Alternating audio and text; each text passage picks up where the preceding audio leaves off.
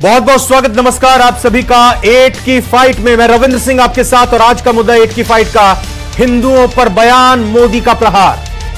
प्रधानमंत्री नरेंद्र मोदी ने लोकसभा में आज राष्ट्रपति के अभिभाषण पर चर्चा का जवाब दिया। इस दौरान पीएम मोदी ने कहा, कुछ लोगों की छटपटाहट समझ में आती है, खासतौर पर ऐसे लोग जो लगातार तीसरी बार बुरी तरह से हारे। नाम नहीं लिया उन्होंने, लेकिन इशारा किस तरफ था सभी जानते हैं, समझते हैं। पीएम ने कहा, हमने सर्वधर्म समभाव के विचार को लेते हुए तुष्टीकरण नहीं किया है, बल्कि संतुष्टीकरण किया। इसी का नतीजा है कि आज तीसरी बार हम आपके सामने हैं। मोदी ने राहुल गांधी पर तंज कसते हुए कहा कि इनकी पार्टी 99 सीट लाकर जश्न मना रही है। बालक बुद्धि को बताया जा रहा है कि वो सबसे बेहतर है। मोदी ने कहा, यह गंभीर बात है कि हिंदुओं पर आरोप लगाने का झूठा षड्यंत्र हो रहा है। हिंदू समाज को सोचना होगा कि अपमान करने वाले ये बयान संयोग हैं या कोई प्रयोग की तैयारी। चर्चा इसी पर करते हैं, पहले की रिपोर्ट में।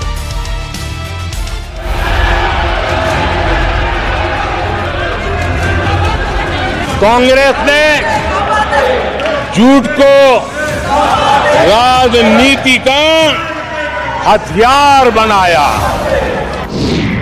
लोकसभा में पीएम मोदी का प्रहार, विपक्ष दिखा लाचार।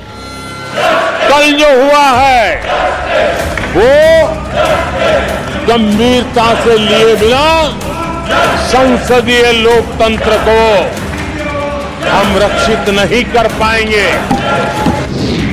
99 नंबर वाले 2 बच्चों की कहानियां सुना, मोदी ने राहुल को दिखाया आईना। ये 100 में से 99 नहीं लाया, ये तो 543 में से लाया है। राहुल के हिंदू हिंसक वाले बयान पर पीएम का सख्त जवाब। हिंदू हिंसक होते हैं, ये है आपके संस्कार, ये है आपका चरित्र, ये है आपकी सोच, ये है आपकी नफरत। ये देश शताब्दियों तक इसे भूलने वाला नहीं है। विपक्ष के शोर के बीच मोदी ने गिन गिन कर किए वार। हिंदुओं का मजाक उड़ाना, इसे फैशन बना दिया है और उसको संरक्षण देने का काम अपने राजनीतिक स्वार्थ के लिए ऐसे तत्व कर रहे हैं। हिंदुओं पर बयान, मोदी का प्रहार। तो प्रधानमंत्री नरेंद्र मोदी के आज के इस भाषण पर चर्चा करने के लिए हमारे साथ खास मेहमान जुड़ चुके हैं। बीजेपी से पूजा कपिल जी हैं, बहुत बहुत स्वागत है आपका। कांग्रेस से राजेंद्र आर्य जी हैं, नमस्कार राजेंद्र जी, आपका भी स्वागत। मिथिलेश जैमिनी जी, वरिष्ठ पत्रकार हमारे साथ, स्वागत मिथिलेश जी। और डॉक्टर राकेश गोयल, राजनीतिक विश्लेषक हैं। राकेश जी, आपका भी स्वागत है। मिथिलेश जैमिनी जी, सबसे पहले आपसे जानना चाहूंगा, समझना चाहूंगा, कल राहुल गांधी का भाषण और आज प्रधानमंत्री नरेंद्र मोदी का राष्ट्रपति के अभिभाषण पर धन्यवाद प्रस्ताव पर अपनी बातों को रखना, क्या लगता है कल राहुल गांधी ने जो बातों को उठाया था, जिन सवालों को उठाया था, और प्रधानमंत्री को जो धन्यवाद प्रस्ताव पर अपनी बातों को रखना था, हिसाब अधूरा रह गया है या बराबर कर लिया गया है? देखिए, निश्चित रूप से आज प्रधानमंत्री नरेंद्र मोदी ने जो कांग्रेस के कोर सिलेबस के सब्जेक्ट थे उन पर अटैक किया। उसमें सबसे बड़ा अटैक किया कि जो संविधान निर्माता डॉक्टर भीमराव अंबेडकर की किस तरीके से जवाहरलाल नेहरू से परेशान होकर, उनकी दलित विरोधी नीतियों से परेशान होकर उन्होंने इस्तीफा दिया और फिर उन्हें हराया गया, और हराने के बाद जवाहरलाल नेहरू ने जश्न मनाया। और दूसरे इंपॉर्टेंट, बाबू जगजीवन राम के ऊपर वो बोले कि बाबू जगजीवन राम को प्रधानमंत्री आपातकाल के बाद बन जाना चाहिए था, लेकिन उन्हें रोका गया और यह कहा गया, किताब में लिखा हुआ है कि अगर वो बन गए तो हटेंगे नहीं। और ओबीसी के लिए कहा कि जिस तरीके से ओबीसी को चोर कहा, और वो अभी कोर्ट में मामला विचाराधीन है, तो तमाम जो ओबीसी एससी का मुद्दा था उसको साधा। और उसके बाद उन्होंने जो सबसे बड़ी, जो कहूंगा कि हिंदुत्व में वो ले गए 131 साल पहले, जो स्वामी विवेकानंद ने शिकागो में कहा था कि हिंदू धर्म वैश्विक सहिष्णुता और संस्कृति का है, उस पर वार किया गया है। तो उन्होंने जो कहा कि यह संयोग है या प्रयोग है, लेकिन कुछ चीजें उन्होंने ठीक कही कि सेमीकंडक्टर बनाने का एक रोड मैप उन्होंने बताया, 3 करोड़ मकान बनाने का रोड मैप बताया, जो डेवलपमेंट नीट की चीट पर रोक लगाने के लिए उन्होंने प्रयास किए, जो राहुल गांधी ने मांग की थी। लेकिन कुल मिलाकर जो राहुल शोले फिल्म का डायलॉग और झूठी लेना झूठी देना झूठी भोजन झूठ चबेना, तो तुलसीदास से लेकर शोले फिल्म का मिक्सअप किया, यानी जो हमारी संस्कृति और वर्तमान बॉलीवुड दोनों को मिक्स करके, और जिस स्टाइल में स्टोरियां सुनाई बालक बुद्धि पे, क्योंकि हमारे यहाँ कहा जाता है कि 3 हट बहुत भारी होते हैं, राजहट, त्रिया हट और बाल हट। तो आज उन्होंने बाल हट का जो चित्रण किया और जो छोटी छोटी कहानियां बनाकर समझाया, वो निश्चित रूप से राहुल गांधी पर बड़ा प्रहार था। लेकिन यह कहना बड़ी इंपॉर्टेंट है कि 1984 के बाद में आज तक कांग्रेस 250 सीट नहीं ले आई। और जो सबसे बड़ी बात कही कि जहां कांग्रेस और बीजेपी में फाइट हुई, वहां इनकी स्ट्राइक रेट केवल 26% और कांग्रेस परजीवी पार्टी हो गई है। और जहां छत्तीसगढ़ और गुजरात का नाम लेते हुए 64 में से केवल 2 सीटें जीती है और 13 में राज्यों में 0 सीटें जीती है। तो यानी एक तरीके से पॉलिटिकल, सोशल, कल्चरल और कहीं न कहीं भारत की जो मूल जड़ें हैं उनको जोड़ते हुए आज एक बड़ा ढांचा खड़ा किया। ठीक है, मैं राकेश गोयल से भी समझना चाहूंगा, कल राहुल गांधी की तरफ से किसानों के मसले पर, अग्निवीर के मसले पर, नीट समेत करीब 20 पॉइंट्स पर सवाल उठाए गए थे, आरोप लगाए गए थे, जवाब मांगा गया था। क्या आपको लग रहा है प्रधानमंत्री नरेंद्र मोदी ने सभी को कवर किया है? देखिए रविंद्र जी, प्रधानमंत्री जी ने अपने भाषण के अंदर सब चीजों को कवर किया, और खासकर उन्होंने जिस तरीके से राष्ट्रपति के भाषण की बात की कि किस तरीके से देश विकास की राह पे बढ़ रहा है, किस तरीके से देश मजबूती से आगे बढ़ रहा है, 370 की बात करी उन्होंने, किसानों के विकास की बात की उन्होंने, अन्य मुद्दों पर बात की। और जो राहुल गांधी जी ने सबसे बड़ा एक झूठ फैलाने का काम किया, चाहे वो नीट के ऊपर बात करी या हिंदुत्व को लेकर उन्होंने एक शर्मनाक बयान दिए, से पूरा हिंदू समाज जो है वो मतलब शर्मसार है उनके इस वक्तव्य से कि हिंदू हिंसक है। अगर हिंदू हिंसक होता तो शायद राहुल गांधी सदन से बाहर नहीं निकलते, क्योंकि सदन में ज्यादातर हिंदू कम्युनिटी के ही लोग होते हैं। पर राहुल गांधी जी ने जिस तरीके से पूरे समाज को, आज पूरे देश के अंदर उनका पुतला फूका जा रहा है, जिस तरीके से संत समाज से लेके एक आम आदमी उनका इस बात का विरोध कर रहा है। राहुल गांधी ने कुछ मुद्दे उठाए, अच्छी बात है, अगर वो युवाओं की बात करते हैं, किसानों की बात करते हैं, बेरोजगारी की बात करते हैं, उन मुद्दों में चर्चा की जानी चाहिए, किसानों के एमएसपी में चर्चा की जानी चाहिए। पर उसको लेकर अगर वो इस तरीके के पूरे समाज को टारगेट करेंगे तो ये कहीं भी बर्दाश्त के काबिल नहीं है। और इसी बात से राहुल गांधी जी ने अपनी पूरी किरकिरी करा ली है इस सदन में। राजेंद्र आर्य सर, आपसे समझना चाहूंगा, कल देश ने राहुल गांधी को भी बोलते हुए सुना। राहुल गांधी जब अपनी बात रख रहे थे सामने, तो केंद्रीय मंत्री, चाहे वो राजनाथ सिंह हो, चाहे अमित शाह हो, शिवराज सिंह चौहान हो, भूपेंद्र यादव हो, तमाम बीच बीच में उठकर वो भी अपनी बातों को सामने रख रहे थे। और राहुल गांधी की तरफ से साफ तौर पर स्पीकर को लेकर भी कुछ सवाल खड़े किए गए थे। लेकिन आज जब प्रधानमंत्री नरेंद्र मोदी अपने इस वक्तव्य को रख रहे थे, अपने इस भाषण को दे रहे थे, समूचे विपक्ष की तरफ से उनकी भाषण के शुरुआत से लेकर आखिर तक हंगामा, शोर शराबा, हो हल्ला होता रहा। क्या यह सही है?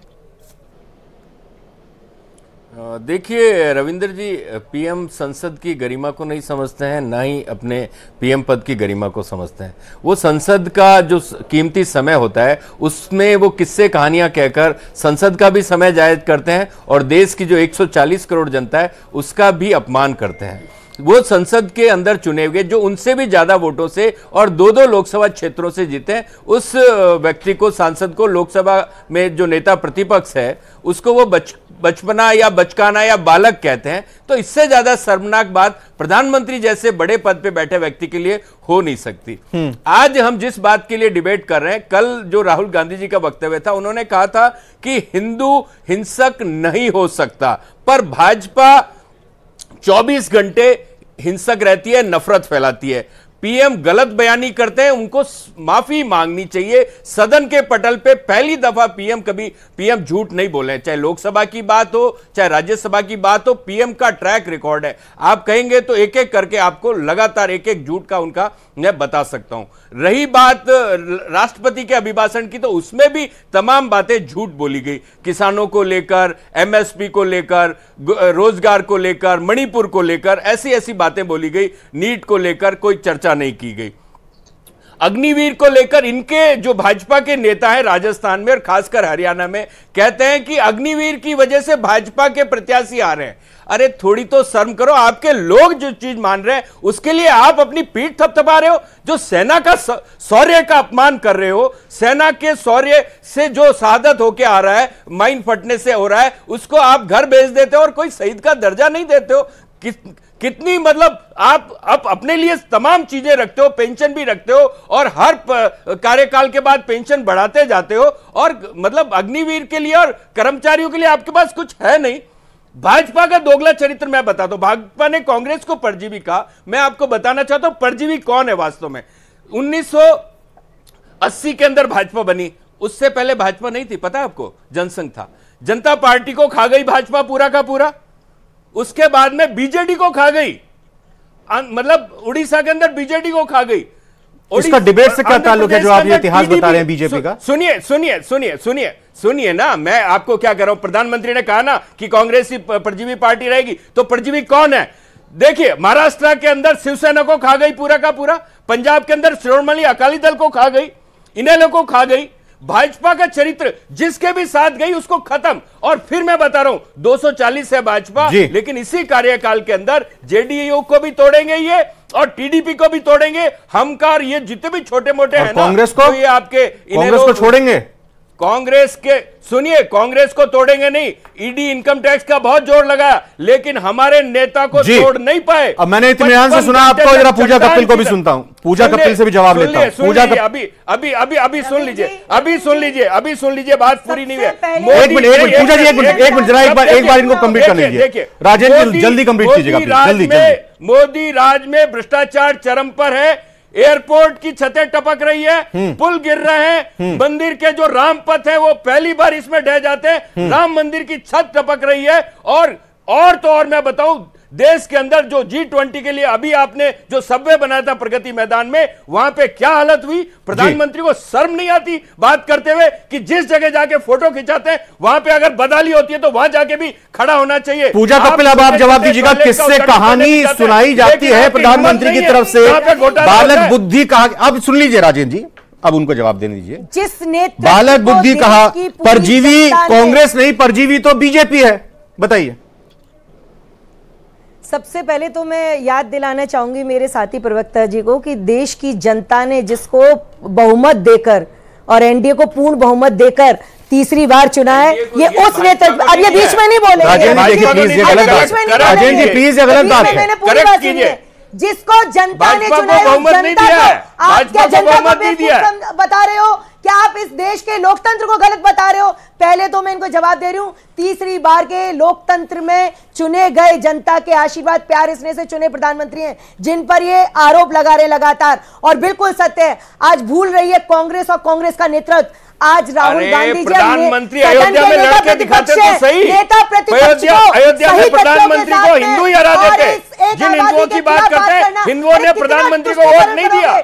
बनारस के अंदर हिंदुओं ने प्रधानमंत्री को वोट नहीं दिया, प्रधानमंत्री को नकारा है। अगर उन्हें थोड़ी बहुत नैतिकता है तो उनको इस्तीफा देना चाहिए कि बनारस के अंदर वो बाल बाल बचे। राजेंद्र जी ये क्या बात कर रहे हो आप? राजेंद्र जी ये कैसी बात कर रहे हो? घोटालों में डूबी इनकी सरकार, कैसी क्या कर रहे हो? नहीं, एक अगर आप ऐसी बात कर रहे हो तो फिर उज्जैन में तो बीजेपी जीती है, केदारनाथ बद्रीनाथ में बीजेपी जीती है, जहां 9 देवियां हैं वहां बीजेपी जीती है, और अजमेर में कौन जीता है? बीजेपी जीती है। तो इसका मतलब एक कि वहां पर कांग्रेस से नाराजगी है अजमेर में अगर बीजेपी जीती है तो ये इस बात में मत पड़िए। अयोध्या के अंदर कौन जीता है? अयोध्या के अंदर कौन जीता है? अयोध्या विधानसभा सीट में बीजेपी जीती है, लेकिन फैजाबाद लोकसभा सीट के अंदर आने वाले अयोध्या में कंप्लीट फैजाबाद की अगर बात करें लोकसभा सीट पर बीजेपी हारी है। इसमें क्या बात है? ठीक है, प्रधानमंत्री जाए तो सही अयोध्या, दोबारा वापस जाके खड़े तो हो।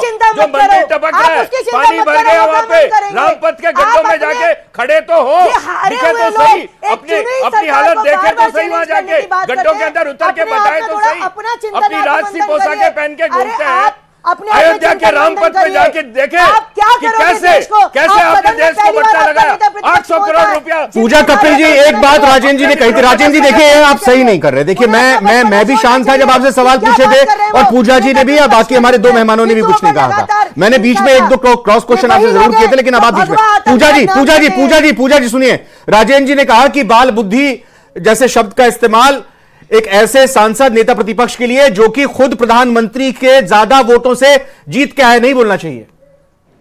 दो जगह से रविंद्र जी ठीक है, वो जीत कर आए, इनकी इस जीत का भी, लेकिन ये उसको भूल रहे हैं कि उससे पहले और सब कितने जीते हैं और पार्टी हारी है और किस किस तरह से इनकी ओवरऑल कांग्रेस की स्थिति है, जरा उसको देखें।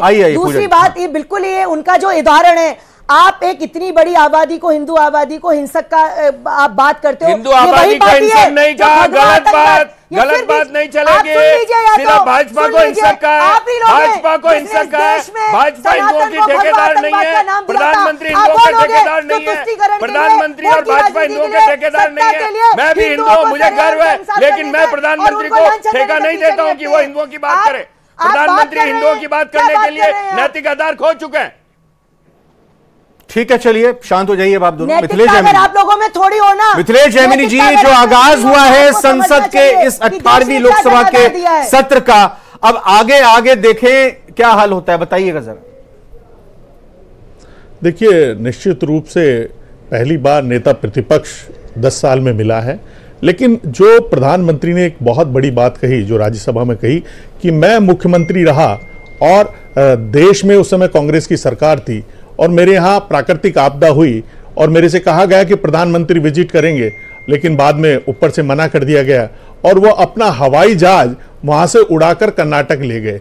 तो दूसरी इंपॉर्टेंट जो अग्निवीर की बार बार बात करते हैं, उसका आज बहुत सटीक जवाब दिया कि इंदिरा गांधी ने 1 नेशन 1 रैंक 1 पेंशन शुरू की, जिसको कभी यूपीए सरकार ने पूरा नहीं किया, मैंने पूरा किया और 1 लाख करोड़ से ज्यादा रुपया मैंने फौजियों को दिया। और उन्होंने एक बड़ी बात कही कि पूरी दुनिया में जो युद्ध करने की तकनीक बदल रही है और कहीं न कहीं ये भ्रम फैलाकर देश की सेना को कमजोर करने का काम किया जा रहा है। जो और एक इंपॉर्टेंट चीज उन्होंने कही कि देश में अफवाहें फैलाई जा रही है और किस तरीके से जातिगत वैमनस्यता का वातावरण क्रिएट किया जा रहा है। यानी उन्होंने जो भारत का सामाजिक ताना बाना है, उससे छेड़छाड़ की जो तस्वीर पेश की जा रही है, उसको बहुत संजीदगी ढंग से उठाया। लेकिन दूसरी तरफ अब आने वाले दिनों में जो तमाम मुद्दे हैं, उन पर प्रधानमंत्री ने जिस तरीके से आज उन्होंने तानाशाह का नारा विपक्ष ने लगाया और मणिपुर का नारा लगाया और जिस तरीके से ओम बिरला जी ने उनको रोका, वो जरूर नजारा जो स्वस्थ लोकतंत्र के लिए, जो कहा कि दुनिया का सबसे बड़ा लोकतंत्र है, जो डेमोक्रेसी डायलॉग से चलती है, ना कि एक दूसरे से हुटिंग से, वो जरूर नज़ारा नकारात्मक रहा। लेकिन मुझे लगता है कि आने वाले दिनों में एक रोड मैप पेश होगा। जिस तरीके से उन्होंने कहा है मोदी जी ने कि 2047 में जो विकसित भारत का हमने सपना देखा है, उस ट्रैक पर हम लेके जाएंगे और कहीं न कहीं जो आर्थिक रूप से भारत बहुत सबल होता जा रहा है, तो एक आर्थिक कमजोर करने की अफवाह फैलाई गई 4 जून को, वो भी उन्होंने उल्लेख किया, जो एक खतरनाक साइन है कि आप अपने भले के लिए देश की आर्थिक संपत्ति के साथ या आर्थिक जो खेल है उसको नहीं बिगाड़े। तो मैं कहूंगा कि कुल मिलाकर आने वाले दिनों में एक स्वस्थ डेमोक्रेसी डेवलप होगी। बिल्कुल, राहुल गांधी और कांग्रेस और तमाम विपक्ष भी एक पॉजिटिव वे में जनता की बिल्कुल डॉक्टर राकेश से मैं यही समझना चाह रहा था कि वो भी इसी तरीके का जवाब देंगे। लोकतंत्र के स्वास्थ्य के लिए तीसरी बार की सरकार और एक मजबूत विपक्ष सदन में अगर चर्चा सार्थक तरीके से करता है तो उससे देश को कितना फायदा होगा? देखिए रविंद्र जी, अगर चर्चा सार्थक होगी तो देश को बहुत लाभ होगा, इसमें निसंदेह कोई संदेह नहीं है। पर अभी क्योंकि राहुल गांधी जी अभी नेता प्रतिपक्ष बने और उनका अभी पहला मोटो यही रहेगा कि वो अपने आप को प्रूव करें, हर बात का विरोध करें, सरकार की खिल्ली उड़ाएं, सरकार की कमियां गिनें और जायज या नाजायज कोई भी बात है उसको पटल पे जोर से रखें और कुछ ऐसी हरकतें भी वो कर जाते हैं जो शायद अभी उनको नहीं करनी चाहिए। पर मुझे लगता है आने वाले टाइम में शायद इस परिस्थिति में सुधार होगा और उनके ऊपर भी बहुत प्रेशर है। अगर वो अपने आप को प्रूव नहीं कर पाएंगे कि उनका टारगेट प्रधानमंत्री की कुर्सी की तरफ है, तो उनकी एक मजबूरी है कि हर टीका टिप्पणी करना। जैसे आज हमने देखा पूरे सदन में शोर रहा विपक्ष का, प्रधानमंत्री जी को आराम से उन्होंने सुनने का मौका भी नहीं दिया। तो ये तरीका भी उनको अपना व्यवहार बदलना पड़ेगा, तभी देश प्रगति की राह पे आगे बढ़ेगा। और अगर उनको कुछ उनकी डिमांड है, बिल्कुल कोई उनके मुद्दे हैं, तो उसे शांतिपूर्वक पटल पे रखें। ये तरीका उनको चेंज करना छोटा सा कमेंट मिथिलेश जी से लेते हुए फिर मैं दोनों राजनीतिक मेहमानों के पास जाऊंगा। एक बात बताइए मेरे को आप मिथिलेश जी, जिस तरह से चुनावों में ये नैरेटिव रखा गया, कहा गया तमाम वरिष्ठ पत्रकारों की तरफ से, विश्लेषकों की तरफ से कि मोदी वर्सेस ऑल के तौर पर चुनाव होते हैं या चुनाव हुआ है। क्या अब आप विपक्ष को भी यह देख रहे हैं कि विपक्ष सरकार पर नहीं बल्कि प्रधानमंत्री पर, नरेंद्र मोदी पर आक्रामक है, सिर्फ उन्हीं को टारगेट पर रख रही है? एक संक्षिप्त टिप्पणी इस पर। देखिए, कहीं न कहीं पॉलिटिकल जो गेम होता है, उनको ये उम्मीद है कि शायद प्रधानमंत्री नरेंद्र मोदी के ऊपर हम अटैक करें और कहीं न कहीं बीजेपी में थोड़ा बहुत सुगबुगाहट हो। वो उसी उम्मीद पर जिंदा है कि कहीं न कहीं बीजेपी के सोए हुए नेता जाग जाएं और कोई एक नया चेहरा प्रधानमंत्री के रूप में खड़ा हो जाए। इसीलिए बार बार नरेंद्र मोदी के व्यक्तित्व पर और उनकी कार्यशैली पर सवालिया निशान लगाए जा रहे हैं। लेकिन प्रधानमंत्री नरेंद्र मोदी ने जिस तरीके से आज अंदाज में, क्योंकि जो आदमी 3 बार सीएम रह लिया हो, 3 बार पीएम रह लिया हो, तो उन्हें सामाजिक, आर्थिक, राजनीतिक सब चीजों की समझ होती है और देश की नब्ज को वो टटोल राजेंद्र जी, मैं एक सवाल बस अब आपसे लेना चाहूंगा। बहुत अच्छी ये चर्चा पूरी कल और आज की रही, लेकिन क्या ऐसा लग रहा है कांग्रेस को, दबे स्वर में ही सही, हालांकि आप उसको स्वीकार नहीं करेंगे, राहुल गांधी ने सारी बातें रखी जो तात्कालिक मुद्दे हैं, जो आज वक्त की जरूरत है, विपक्ष को उठाने चाहिए वो मसले, लेकिन जो हिंदुओं पर आक्रमण किया गया या निकल गया, उसके गलत मायने निकाले गए, जनता समझदार है, वो खुद समझती है, ये कहीं ना कहीं सेल्फ गोल कर लिया उन्होंने। नहीं, ऐसा नहीं है बिल्कुल भी। मुद्दा तो नीट का ही रहेगा, मुद्दा तो महंगाई का ही रहेगा। 7 साल के अंदर 70 परीक्षाओं के पर्चे लीक हुए, 2 करोड़ से ज्यादा लोग प्रभावित हुए, और जिन प्रदेशों में जाके पेपर लीक चिल्लाते थे प्रधानमंत्री, उनमें अगर थोड़ी भी नैतिकता है ना, तो नीट पे कम से कम 1 हफ्ते की चर्चा करवाए, कम से कम 1 हफ्ते की चर्चा कराए। उनके जो सहयोगी है गुजरात के अंदर, वो नीट के घोटालेबाज है, गोधरा के सेंटर के अंदर घोटाला हुआ है। प्रधानमंत्री में नैतिकता अगर होना तो वास्तव में आके जो परीक्षा पे वो मन की बात करते हैं ना, वो परीक्षा पे चर्चा करते हैं, लेकिन पेपर लीक पे चर्चा नहीं करते। प्रधानमंत्री वास्तव में नैतिक आधार खो चुके हैं, युवाओं का आक्रोश बढ़ेगा, प्रधानमंत्री को जवाब देना पड़ेगा। प्रधानमंत्री पूरी तरीके से भ्रष्टाचार में लिप्त है, हर तरीके के भ्रष्टाचार में। तो विपक्ष अगर मजबूत है और विपक्ष ने अपनी मजबूती दिखाई है, तो फिर सरकार ने भी कह दिया है कि आपकी बातों पर हम बैकफुट पे आने वाले नहीं हैं, बल्कि हम फ्रंट फुट पर ही अपनी बातों को रखेंगे आगे, आपके तमाम आरोपों का जवाब देंगे। आज यही निकलकर कल और आज की संसदीय इस चर्चा में, लोकसभा में ही बातचीत में और बहस में सामने आया है। फिलहाल चारों मेहमानों का धन्यवाद करना चाहेंगे आज की 8 की फाइट में। फिलहाल